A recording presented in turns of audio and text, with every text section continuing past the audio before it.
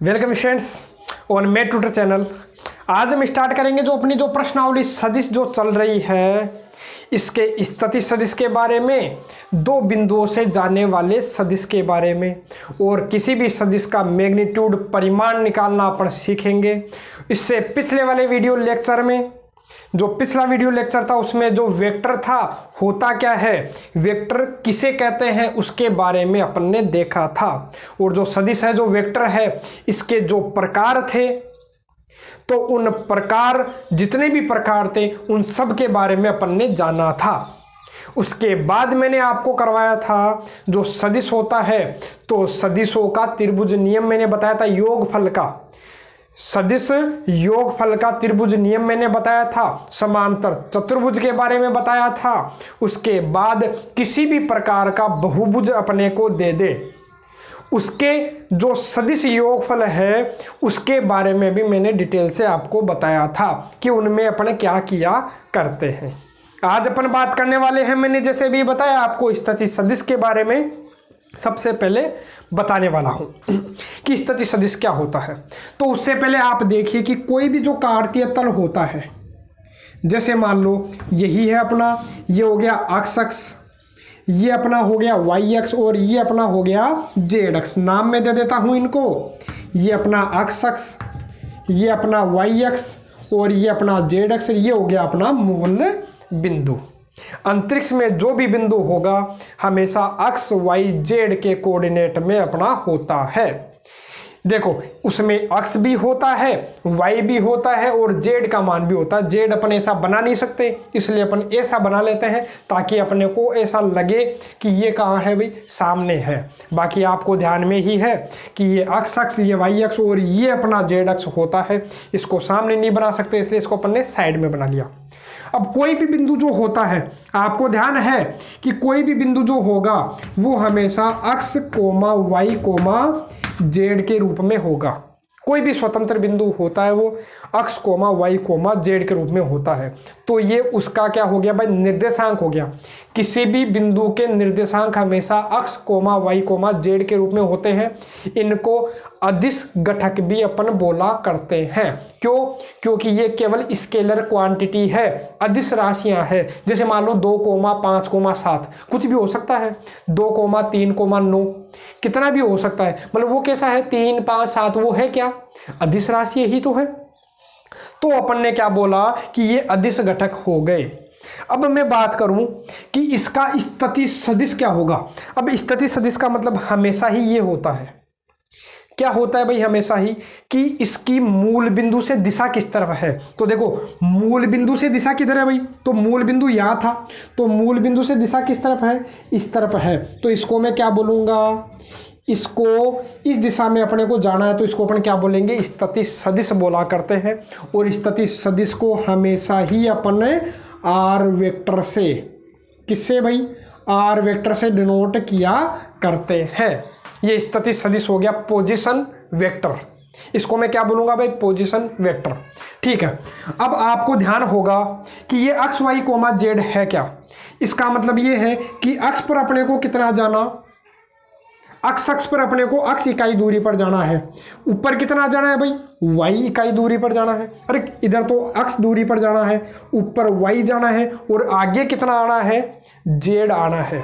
तब ये अपने को बिंदु मिलेगा। अब देखो 3D में तो अपन बना नहीं सकते, इसलिए यही अपन समझने का प्रयास करते हैं। जैसे आपने 2D पढ़ा होगा, जैसे मान लो z अक्ष नहीं होता तो x और y होता था, ये जेड नहीं होता था। वहां केवल अक्ष और y की बात थी कि इधर जितना आए वो अक्ष, ऊपर जितना गया वो y। अब यहाँ एक आगे का बिंदु और आ जाता है, एक आगे का अक्ष और आ गया, जिसको अपन जेड अक्ष बोला करते हैं। अब यहाँ देखो जेड और हो गया कि आगे अपने को जितना जाना उसको अपन क्या बोलेंगे, जेड बोलेंगे। अब देखो इसका जो स्थिति सदिश होगा तो वो आपको याद रखना है। इसका जो स्थिति सदिश होगा वो क्या होगा भाई, एक्स आई के प्लस वाई जे के प्लस जेड के केप। जब भी आपको आर वेक्टर कहीं दिखाई दे, इसका मतलब तुरंत आपको समझ जाना है कि वो आर वेक्टर का मतलब क्या बोलना चाहता है, X I cap Y J cap plus plus Z K cap बोलना चाह रहा है। कहीं पर भी ये दिखाई दे तो उसको आप आर वेक्टर डिनोट कर सकते हो। याद रखिएगा, सबसे काम की चीज है, आपके प्रश्नावली 13 में भी मिलेगा, प्रश्नावली 14 में भी मिलेगा। जब अपन 3D की बात करेंगे तो वहां भी ये आर वेक्टर काम आएगा, पोजीशन वेक्टर काम आएगा। देखो इसको अपन ऐसा भी समझ सकते हैं। देखो मैंने क्या बोला था, इधर दिशा कितनी है भाई, मैंने अक्ष अक्ष की तरफ इकाई सदिश आपको बताया था, आई केप को बोलते हैं। ये इस दिशा में आई केप जा रहा है और ये जा रहा कितना भाई, इधर कितने दूरी चल रहा है, अक्ष दूरी चल रहा है, तो हो गया कितना, अक्ष आई केप। इससे अपने को दिशा पता चल गई। अक्ष अक्ष की तरफ कितना आ गया भाई, अक्ष आई केप, दिशा पता चल गई। वाई की तरफ क्या हो गया, वाई की तरफ मैंने बताया था जे केप, तो ऊपर कितना आ गया भाई, वाई जे केप, ऊपर कितना हो गया, वाई जे केप सदिश हो गया। और आगे की तरफ जो जाएगा वो जेड है, इसको मैंने क्या बोला था, के केप बोला था, तो ये हो गया अपना जेड के केप हो गया। तो ये अपना कोई भी स्थितिज सदिश। अब इसके मैंने क्या बोले भाई, एक तो होते हैं अदिश घटक और एक होता है सदिश घटक। किसकी बात की मैंने, एक तो अदिश घटक और एक सदिश घटक, सदिश घटक।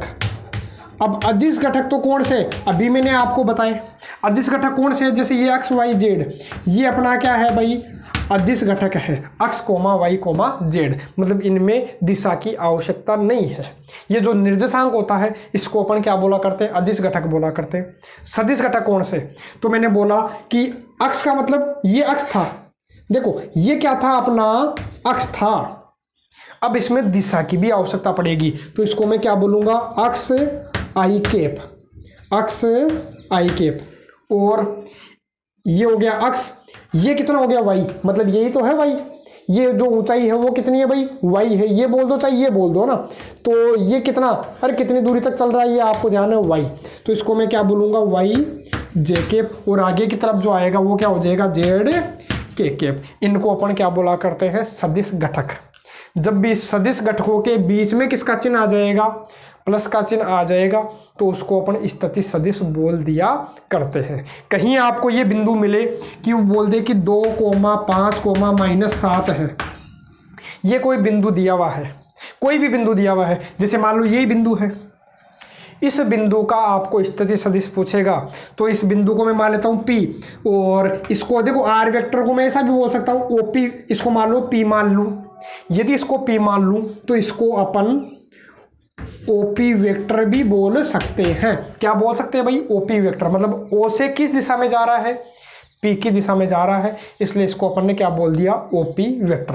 अब OP वेक्टर का मान कितना हो गया, मैंने डायरेक्ट आपको बताया, अक्ष वाई जेड हो, 2,5,-7 हो, तो बस आप इनको क्या लगा दीजिए, इसके साथ तो क्या लगा दोगे भाई, आई केप, इसके साथ जे केप, इसके साथ के केप। तो देखो क्या हो जाएगा भाई, ये 2 आई केप प्लस 5 जे केप, ये क्या हो जाएगा, माइनस के साथ के केप हो जाएगा। ठीक है, याद रखिएगा इसको। तो ये अपना हो गया स्थिति सदिश हो गया। आगे की मैं बात करूं, ये तो अपना था स्थिति सदिश। और हाँ, इसी में यदि क्या पूछे, जैसे मान लो ये वेक्टर दे दिया, अब इसी का आपको क्या पूछेगा, कई बार इसका आपको अदिश घटक और सदिश घटक पूछेगा। तो अदिश घटक तो आपको ध्यान है ही, ये अदिश घटक है 2,5,-7। यदि सदिश घटक पूछेगा तो 2 आई केप कोमा लगेगा 5 जे केप -7 के केप हो गया। अब मैं बात करूं इसके परिमाण की, आर वेक्टर का मैग्नीट्यूड परिमाण कैसे निकाला करते हैं। यदि कोई भी आर वेक्टर ये है तो इसका अपने को परिमाण निकालना है, तो याद रखिएगा फॉर्मूला क्या होगा भाई, under root x square plus Y square plus Z square.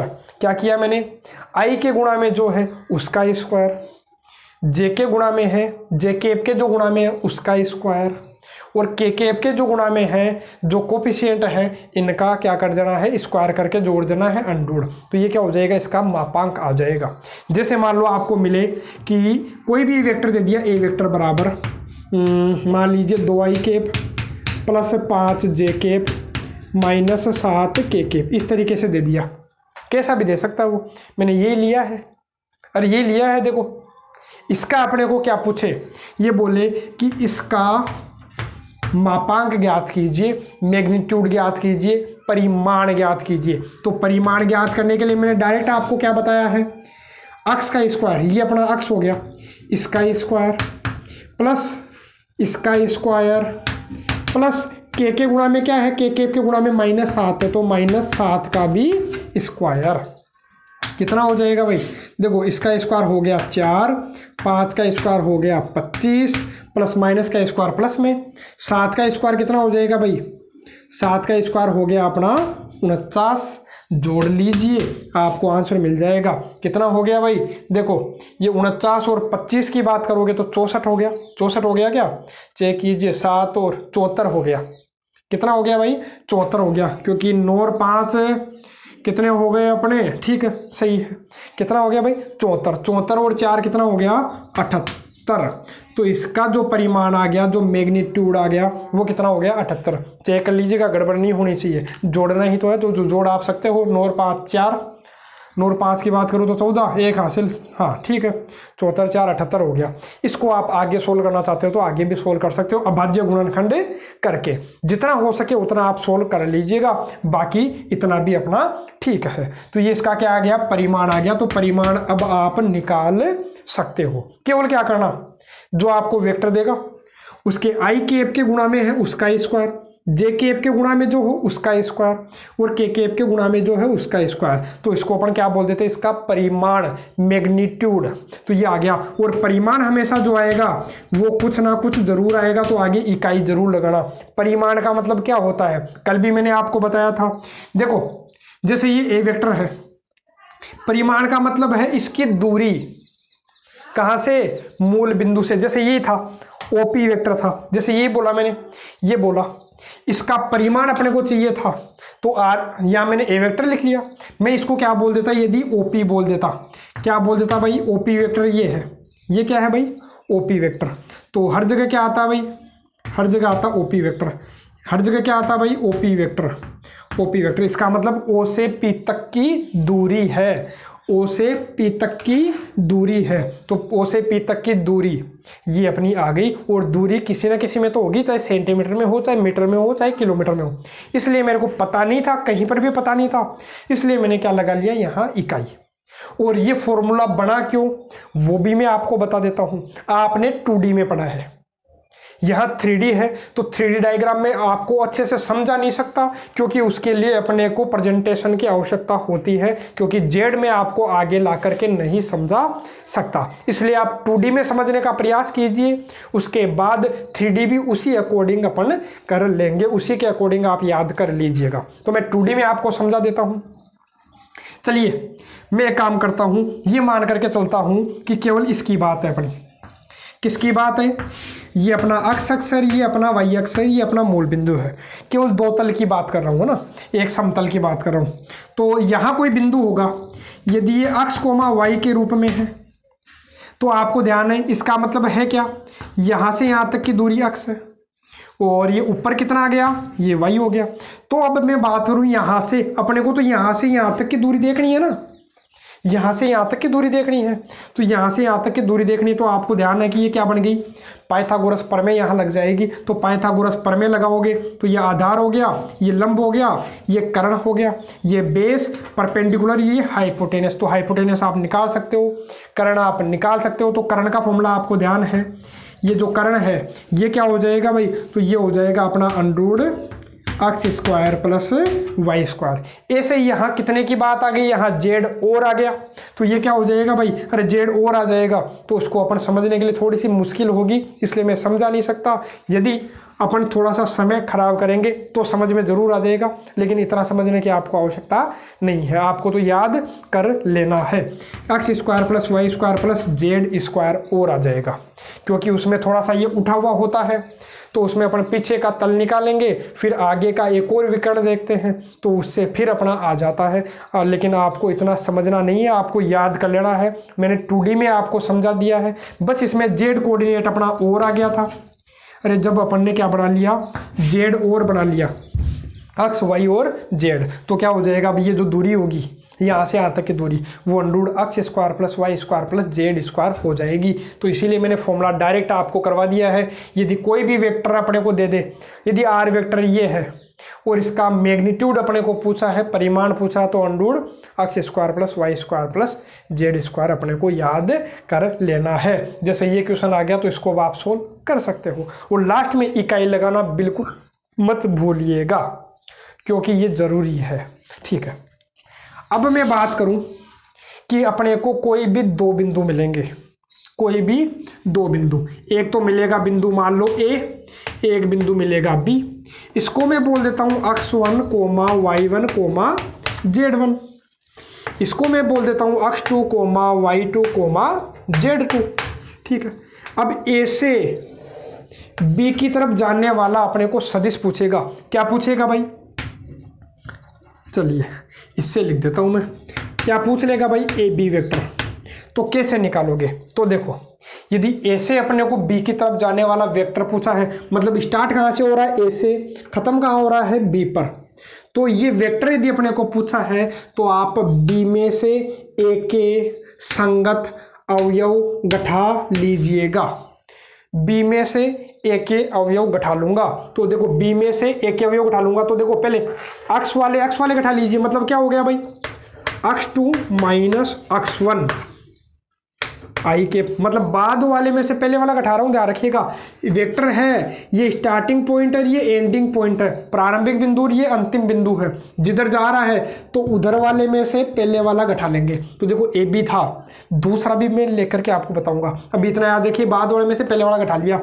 साथ के साथ सदिश घटक है, इसलिए क्या लगेगा? I cap. अरे अक्स के साथ हमेशा क्या लगता है भाई? I cap. तो ये हो गया x2 minus x1 I cap plus y2 minus y1 J cap plus z2 minus z1 K cap. ये अपने को क्या कर लेना है भाई? याद कर लेना है कि दो बिंदुओं से जाने वाले सदिश का ये मान होता है।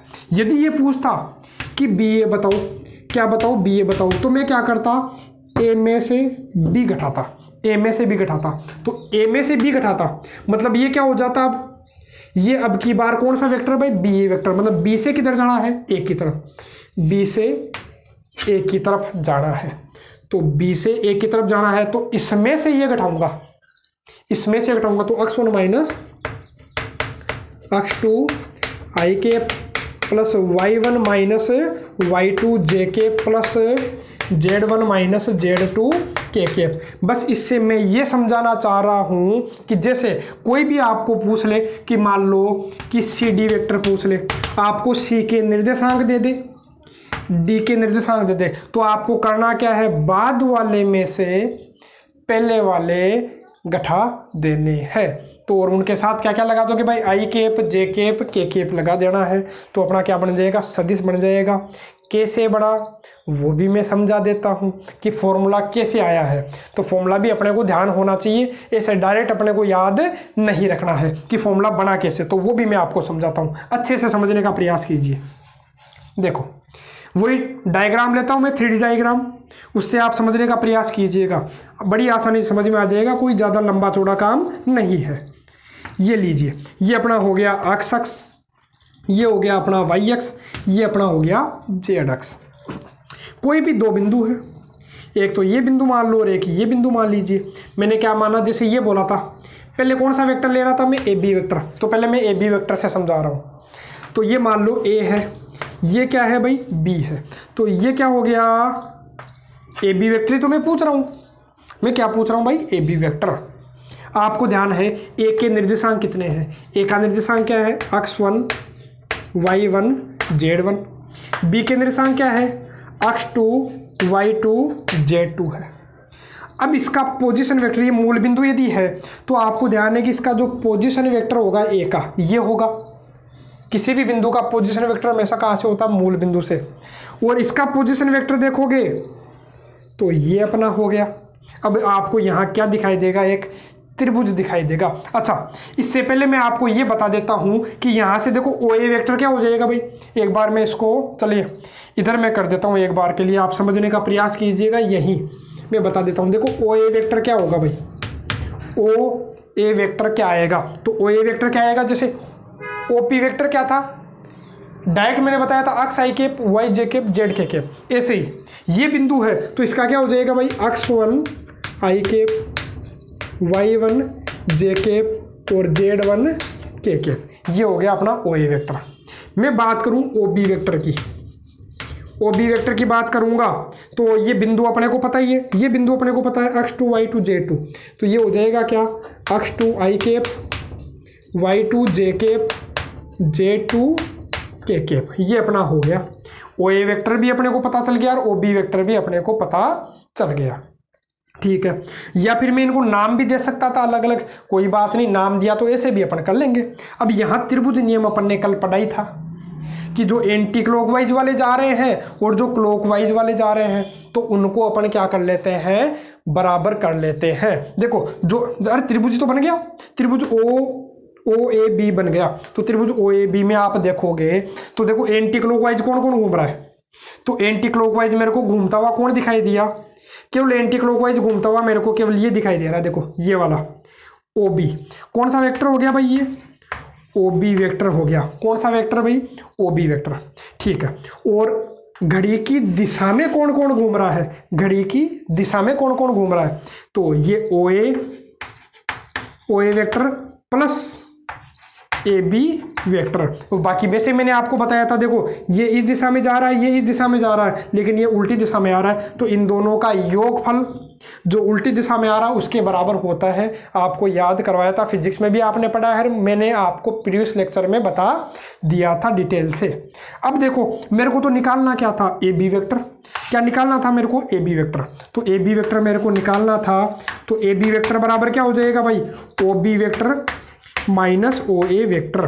देखो ओ बी में से ओ ए घटाना है, तो ओ बी भी आपको पता है और ओ ए भी आपको पता है। तो मैं क्या कर लेता हूँ, एक बार के लिए इसको थोड़ा सा साफ कर लेता हूँ, आप समझ लीजिएगा। ये लीजिए, मैं यहाँ इसको साफ कर देता हूँ, यहाँ से आप समझने का प्रयास कीजिए, बिल्कुल आसान है। देखो कोई ज़्यादा मैंने लंबा चौड़ा काम नहीं किया, केवल त्रिभुज नियम लगाया है, यहीं से आ जाएगा। देखो अब ए बी वेक्टर जो अपना है, अब आप देखोगे ओ बी वेक्टर आपको पता ही है। देखो ओ बी वेक्टर अपन ने निकाल ही लिया था, क्या था भाई, x2 y cap plus y2 j cap plus z2 k cap.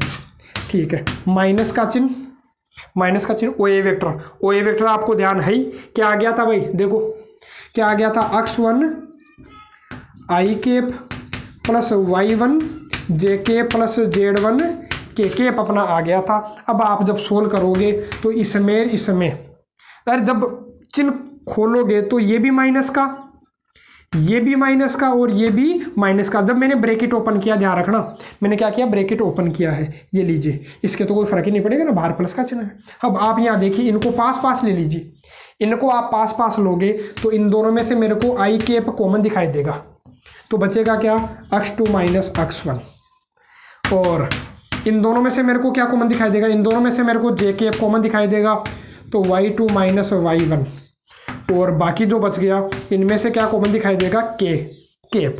तो आपको क्या मिलेगा भाई, J2 माइनस Z1, और यही फॉर्मूला था क्या, चाहे चेक कर लीजिए, ए बी वेक्टर का यही फॉर्मूला था। इसलिए अपन डायरेक्ट याद रख लेते हैं। आपको क्या करना, बाद वाले में से पहले वाला माइनस कर लेना है। तो बाद में बी था तो बी में से मैंने ए वाले घटा लिए। इस प्रकार के क्वेश्चन करेंगे, वहां से अपन समझने का प्रयास करेंगे। अब बात करता हूं इस प्रश्नावली के क्वेश्चंस की। तो क्वेश्चन पर आता हूं, पहला क्वेश्चन। तो देखिए अब अपने पास है प्रश्न नंबर 1। तो प्रश्न नंबर 1 ये है।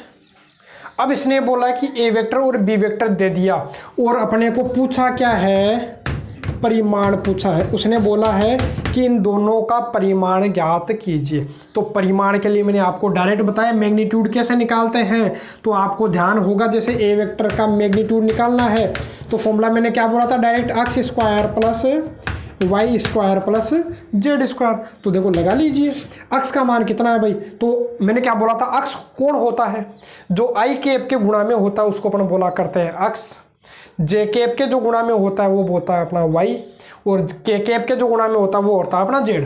तो आई कैप के गुणा में 1 है तो 1 का स्क्वायर, जे कैप के गुणा में 1 है तो 1 का स्क्वायर, और z का मान भी कितना हो गया 1, क्योंकि के कैप के गुणा में 1 है तो इसका स्क्वायर। तो ये लीजिए 1 का स्क्वायर 1 1 1 कितना हो गया भाई 3 हो गया, 3 का अंडर रूट आता नहीं है तो बस इतना लिख करके आप छोड़ दीजिए, लेकिन इकाई लगाना बिल्कुल मत भूलिएगा, अंडर रूट 3 इकाई।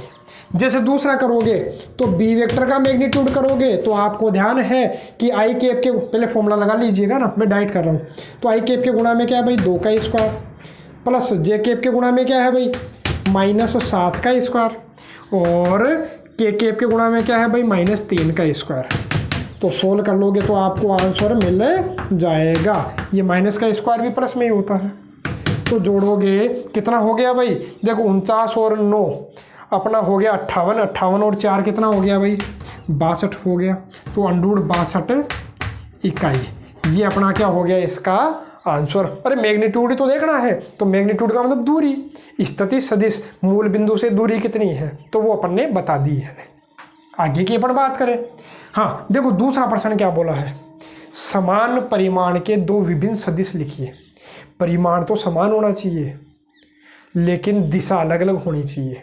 कैसे, अब देखो मैं बना लेता हूँ, जैसे कोई भी अपने मन से, आप अपने मन से कुछ भी लिख लीजिएगा, जैसे मान लो एक तो ए वेक्टर और एक बी वेक्टर में लिख लेता हूँ। देखो परिमाण समान होना चाहिए, चलो ठीक है, मैं लिखता हूँ जैसे मान लो कि आई कैप प्लस 2 कैप, और दूसरा लिख लेता हूँ आई कैप -2 कैप।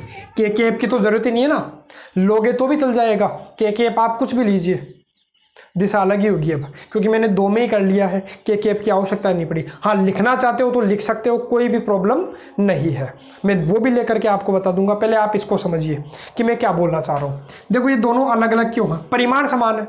देखो इसका परिमाण निकालोगे, चेक करके देख लीजिए, अपना आंसर इतना ही खत्म, ठीक है, लेकिन मैं चेक करने का आपको बता रहा हूँ। यदि इसका परिमाण निकालोगे तो आपको ध्यान है अंडर रूट 1 का स्क्वायर, अरे आई कैप के गुणा में 1 का स्क्वायर, जे कैप के गुणा में कितना 2 का स्क्वायर, कितना आएगा अंडर रूट 5 आएगा। ऐसे ही आप इसका परिमाण निकालोगे तो कितना हो जाएगा भाई 1 का स्क्वायर और प्लस -2 का स्क्वायर, जे कैप के गुणा में -2 है तो -2 का स्क्वायर, तो वही कितना आने वाला है अंडर रूट 5 इकाई आने वाला है। इसमें भी अंडर रूट 5 इकाई है। परिमाण समान है लेकिन दिशा भिन्न भिन्न है, अलग है। देखो कैसे, तो मैं आपको 2D में लेकर के आपको समझाता हूँ, ये एक्स अक्स और ये वाई अक्स, क्योंकि जेड तो यहाँ है ही नहीं ना, इसलिए मैं 2D में आपकी आसानी से समझ में आ जाए, इसलिए मैंने आपको केवल 2 ही लेकर के बताए हैं। तो देखो ये तो कितना है, यदि बिंदु में लिखना चाहूँ तो ये 1,2 हो गया।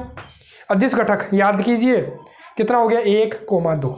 यहाँ अदिश घटक कितना हो गया भाई 1,-2। तो देखो ये तो कहाँ है 1,2, अक्स का मान 1 और वाई का मान 2। चलिए ठीक है, यहाँ होगा बिंदु, तो सदिश ये है, ये वाला सदिश है।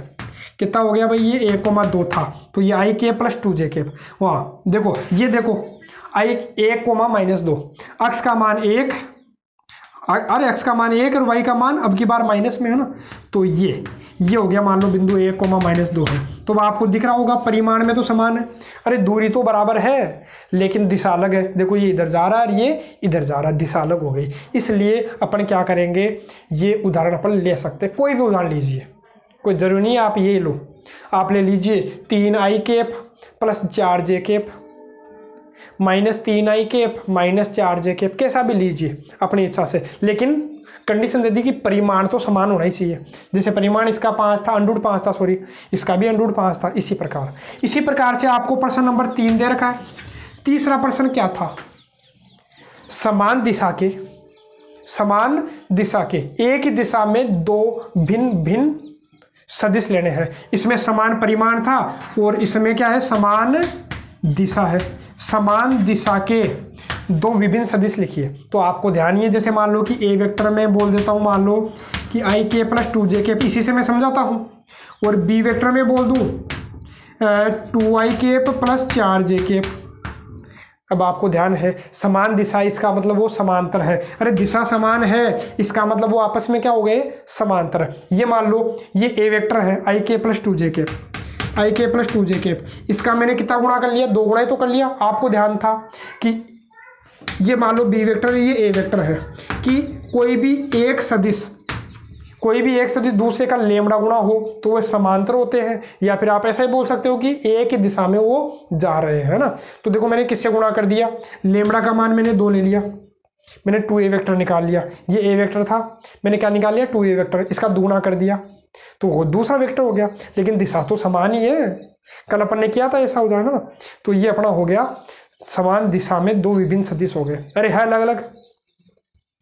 अब देखो ये बोला है कि कोई भी एक, इसने देखो थ्योरी में दे रखा था, मैंने मैथमेटिकली इसको लिख लिया है, इक्वेशन में मैंने लिख लिया है। बाकी आपको क्वेश्चन ऐसा बोला था, x और y का मान ज्ञात कीजिए जहां 2y प्लस 3j और xi प्लस yj बराबर हो। तो कब होंगे बराबर, तो मैंने इनको बराबर रख ही लिया। तो बराबर कब होंगे आपको ध्यान है, तुलना कर लीजिए, i कैप वाले की तुलना कर लो। देखो i कैप का गुणांक कितना है, इधर 2 है, इधर i कैप का गुणांक कितना है, x है, ये लो हो गया। जे कैप का गुणांक कितना है, 3 है, इधर जे कैप का गुणांक कितना है, ये लो हो गया, काम खत्म, इतना ही था। कोई भी दो सदिश समान कब होंगे, जब उनके संगत घटक बराबर हो, मतलब आई कैप वाला बराबर हो, जे कैप वाला बराबर हो, और के कैप वाला बराबर हो, तभी वो बराबर होते हैं। अब इसने ये बोला था 5वें में, क्या बोला है कि ऐसा सदिश ज्ञात कीजिए जिसका प्रारंभिक बिंदु तो ये है, मान लो ये प्रारंभिक बिंदु है, इसको मैं मान लेता हूँ a 2,1, और अंतिम बिंदु मतलब इस दिशा में जा रहा है, जिस दिशा में जाता है उधर ही तो होता है अंतिम बिंदु। अंतिम बिंदु ये है, मान लो ये अंतिम बिंदु है, अंतिम बिंदु कितना है भाई, -5,7 है। अच्छा इसको मैं नाम दे देता हूँ अपने मन से b, है ना। तो ये पूछा क्या है, ये ए बी वेक्टर ही तो हो गया, प्रारंभिक से अंतिम बिंदु, है ना। तो मैंने डायरेक्ट आपको बता रखा है कि कैसे सोल्व करना है। चलिए थोड़ा सा मैं नीचे लिख लेता हूँ ताकि मेरे को जगह मिल जाए। जगह कैसे, मैं इसको क्या बोल दूंगा, पहले वाले को तो आपको ध्यान है कि क्या बोला करते हैं, x1 y1, इसको मैं क्या बोल देता हूँ, x2 y2। z तो यहाँ है नहीं, वरना x1 y1 z1 होता, x2 y2 z2 होता है। तो आपको ध्यान है ए बी वेक्टर कैसे निकाला करते हैं, तो मैंने डायरेक्ट आपको बताया था x2 माइनस x1 आई कैप, y2 माइनस y1 जे कैप, और z वाला है नहीं तो छोड़ो उसको, है ना। बाकी इसका प्रूफ भी मैंने आपको बताया था कि कैसे करते हैं ना, सदिश त्रिभुज बना करके, है ना। हाँ अब देखो x2 का अपने पास है कितना है भाई, -5, माइनस का चिन्ह है, x1 का मान कितना है 2 आई कैप, y2 कितना है भाई, y2 अपने पास 7, माइनस का चिन्ह, y1 का मान कितना है 1 जे कैप, तो -5 -2 -7 आई कैप, 7 - 1 कितना हो गया भाई 6 जे कैप। ये अपना क्या हो गया आंसर। अरे केवल क्या करना था, इसमें से ये घटा लेना है, डायरेक्ट करो। देखो -5 -2 माइनस के 7 आई कैप, 7 - 1 6 जे कैप, है ना। ये तो अपने को पूरा मेथड से मैंने आपको बताया है कि किस तरीके से आपको लिखना है। बाकी अपन डायरेक्ट कर लेते हैं। देखो ये माइनस ये माइनस ये, यदि ये बी ए वेक्टर होता तो 2 -5 2 -5 लिखते तो प्लस का 5 हो जाता, सो 7 आई कैप और -6 जे कैप। ठीक है, ये आ जाता अपना आंसर। अब देखिए क्वेश्चन नंबर 6 अपने को बोला है ए वेक्टर दे दिया, बी वेक्टर दे दिया और सी वेक्टर दे दिया, और बोला है इनका योगफल ज्ञात कीजिए। तो योगफल आप ज्ञात कर सकते हो, a + b + c अपने को ज्ञात करना है। तो आपको कुछ ज़्यादा विशेष नहीं करना, आई कैप वाले जोड़ लीजिए। तो जोड़ोगे तो देखो कितने हो गए, आप देखिए, देखो आई कैप और आई कैप 2 आई कैप -2 आई कैप 0 हो गया ये तो, अरे पूरा ही कट गया है। तो देखो आई कैप 2 आई कैप और -2 आई कैप कितना हो गया 0 आई कैप।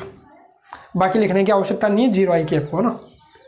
ये कितना हो गया भाई, देखो प्लस का तो 4 है और माइनस के कितने हो गए, -8 जे कैप, -8 जे कैप और प्लस का 4 जे कैप, तो -4 जे कैप हो गए। अरे प्लस का तो 4 जे कैप है और माइनस के कितने हैं 8 जे कैप, तो 4 में से 8 गया, -4 जे कैप।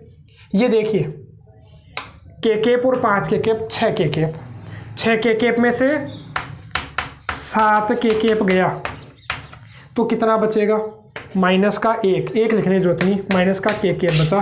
तो ये इसका क्या हो गया आंसर। अब जो बाकी के जो क्वेश्चन है उनको अपन करेंगे नेक्स्ट वीडियो लेक्चर में। आज के लिए केवल इतना ही। जय हिंद, जय भारत।